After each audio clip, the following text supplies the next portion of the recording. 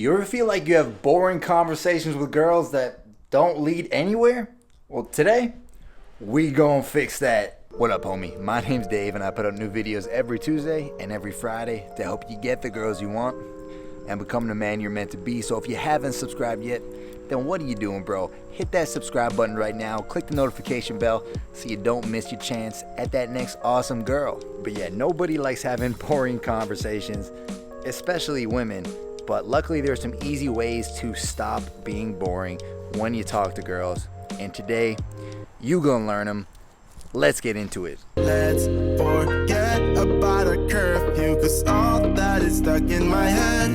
It's me and you, both speeding, my heart is racing, but I'm not sure about. Man, so you're ever talking to somebody and they're physically there, but they're not really there. Like their mind is clearly off in some other world. Maybe they're thinking about some message on their phone, or they're thinking about the next day. Whatever it is, they're not really there with you in the conversation. And if you think you can pick it up, man, girls are 10 times better at picking up that kind of thing. They can just tell if something else is on your mind and if you're not really there, and it's a huge turnoff, and it makes them not really want to talk to you anymore.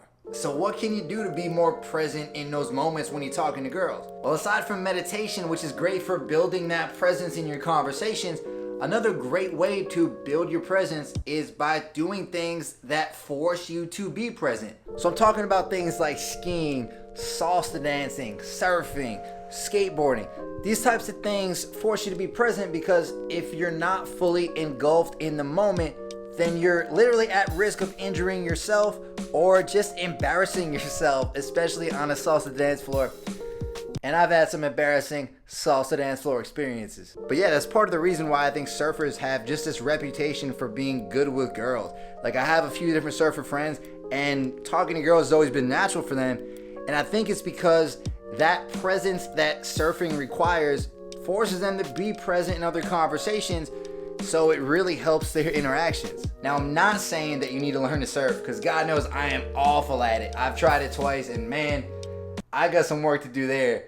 But it's really good to try different physical activities like surfing, like salsa dancing, like skiing, and recognize the presence that they require. Recognize the presence you have when you do them, and just see if you can replicate that in your conversations. I know it sounds kind of funny, but it can make a much bigger impact than you might think. And once you can really master that presence around girls, you're never gonna have to worry about being boring. I don't care about what has been, I only care about your soft skin, cause we're still sleeping in my head. I don't care about you and him. So a lot of people go into autopilot mode when they're having conversations, especially girls, because what are girls used to? Well, they're used to guys going up and saying the same shit to them over and over again.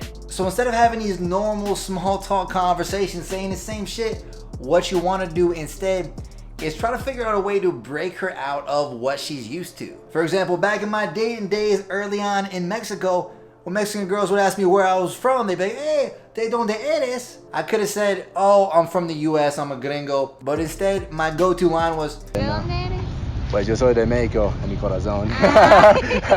And it would always get an instant laugh, like a comedian on cue, and it would break the conversation from that small talk to something more interesting. So to kind of break down how that works, what you want to do is, number one, be self-amused. You know, say the things that you think are funny. Like for me, that joke is definitely funny. And number two, drop some things in there in the conversation that she's not gonna expect, that's gonna kind of wake her up. She's gonna be like, wait, what did this guy just say to me? For example, one of my friends used to go to the bar, and the way he would approach groups of girls is he'd go up and say, hey guys, I need a quick opinion. I'm looking to get a non-traditional pet, and I'm stuck in between a seahorse and an octopus. What do you guys think? And of course, girls have never had that type of conversation before, so it would get them opening up real quick, and instead of having all that small talk bullshit, they'd immediately be into a fun conversation. Aside from a ridiculous opinion question like that, you could also drop in an assumption like, oh, you seem like an LA girl, or you know what, I can tell you're really creative. And these types of things are what she's not used to hearing, and it's gonna get a different response. It's gonna wake her up a little bit. It's gonna get her more present in the moment like we just talked about, and engaged, and that is great for building that attraction. Look into my eyes and show me your adventure. haven't seen. Taking all the life it is. So man, there are certain topics that don't just make the conversation more exciting, but they also get the girl opening up to you and even actually make it more likely that she'll be down to go home with you later on in the interaction. So what are these topics? Well, one of them is adventurousness. The more adventurous a girl feels, the more down she's gonna be to go on adventures with you. Think about it, when a girl's talking to you about her big adventures, it's gonna be fun, you know. She's gonna be thinking about the emotions she felt in those moments, and she's gonna associate those emotions with you because you're there with her talking to her about it. So that's one thing I'll always try to talk about with a girl. Try to figure out what her biggest adventure has been, what adventure she wants to go on, and then I'll also share some stories about some of my ridiculous adventures too, so we're both kind of on the same page. We're both adventurous, we're both having fun. Another topic I'll try to broach is what she finds sexy in a guy as well as what I find sexy in a girl, because that kind of helps break the plane from just a platonic interaction to an interaction that's a little bit more sexual in nature. You guys are both talking about what you like and you're with each other, and this can often position you as a more sexual guy versus just another friend she might meet or talk to. And another topic girls love and really makes it interesting is the like button, and how if you hit it during this video right now, really gonna make her interested and make you the best man in the world. When words die, when we're falling apart, hold your hand when my heart is scared. So a lot of guys make the mistake of not moving their body or their face enough when they're talking to a girl, and it can kind of make them boring. You gotta understand that your conversations are a lot more than just the words that you're saying. So one thing you can do to be more interesting is be a little bit more animated. So if you're telling a story, use some good hand movements, like the way your favorite YouTuber rocks his hand movements in his videos. He's looking like a ninja. You can't stop me, bro. So maybe you're telling a story about how you jumped off a cliff and dove into a lake. And you could just say like, yeah, you know, I dove off the cliff and I landed in the water and it was crazy. Or you could get a little bit more animated with it. So check this out. Like, I walked up to the cliff, looked over the ledge, and I was like, nah, man, I can't do this shit right now. This is ridiculous. I'm about to fall to my death over here. But then I decided, you know what? I'm just gonna do it. You only live once, right? So I buckled up, took a deep breath, and just dove right in. And hey, I'm still alive today. So that makes it a lot more engaging, right? And the great thing about those hand motions is you can also use them if you're doing like an impression or an imitation. Maybe you're even teasing and imitating the girl. And when it comes to your facial expressions, you want to let those come out too. You don't want to be looking like this monotone dude, like, that's boring, bro. Instead, if a girl's telling a story and something surprising happens, look surprised. If something funny happens, laugh, smile. It makes it a lot more fun for the girl telling a story, and it shows that you're actually listening. And when you're telling a story and using those expressions, it makes it more interesting too. The others don't matter. It's honestly us against the world.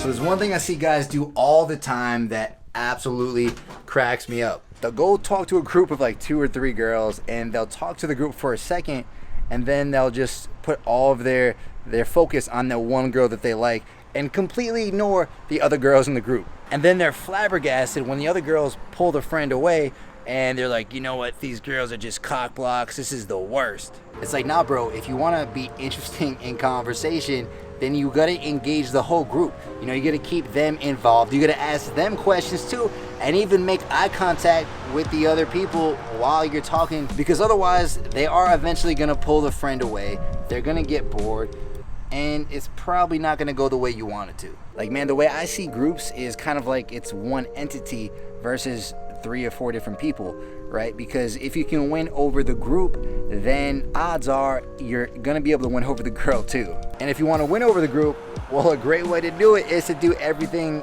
that you've learned so far in this video, and of course, do the 2 things you're about to learn next. Tell me what it is about you that I can't forget, but you're breaking down my walls again. Now, I know it's fun to talk about yourself, man, but when you're hanging out with a girl, you're talking to a girl, the better route is to get her talking more about herself than the other way around. And that's because the more she talks about herself and she shares kind of her story with you, the more she's gonna feel like she knows you. Remember, the most interesting topic to somebody else is themselves. So when they're talking about themselves, they're gonna be having fun, they're gonna be interested.